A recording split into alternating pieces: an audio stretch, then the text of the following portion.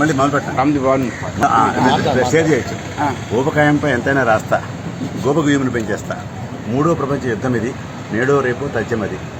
అలనాడు మానవుడు ఆకులను మదిల్చు కన్న మూలములేసి ఒడుపు నింపక చూసే.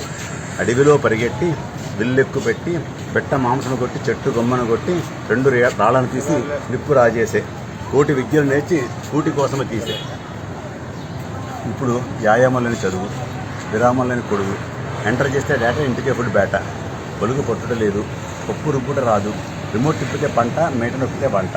కార్లు, ఎలివేటర్లు, వాల్మార్ట్లు, కాల్ సెంటర్లు, నడిచే మనిషే కరువయ్యాడు, పుడుతూ పుడమికి బరువయ్యాడు. ఒక పూట తింటే యోగి, 2 పూట తింటే భోగి, ముప్పొద్దులా తింటే రోగి, ఆలోచించి కాసేపు ఆగి. అన్న మలికమైన అది నిన్ను చంపు అన్నాడు వేమన్న నాకెంత ఇంపు. గుండెకు జబ్బు, మెదడుకు మబ్బు, కీళ్లకు రోగం, ఊపిరితో రాగం, రక్తపోటు ఎక్కువ, చక్కెర వ్యాధికి మక్కువ, లివర్లో కొవ్వు, క్యాన్సర్కి లవ్వు, ఎక్కువగా కొరక పక్కవాడికి ఎరుక, ఊబకాయంతో ప్రాణం, గోరుగాల్లో తీర్థం.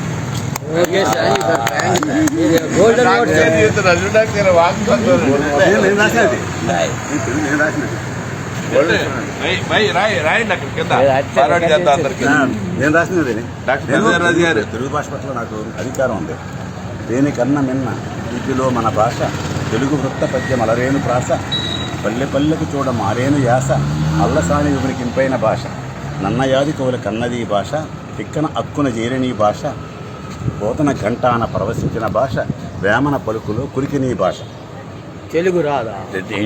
తెలుగు రాదా?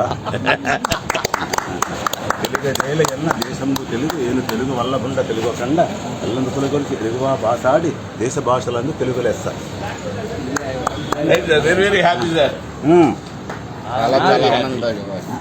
చాలా ఆనందదాయంగా ఉంది సార్. మిమ్మల్ని కళ్ళలో చాలా మీ బంగారు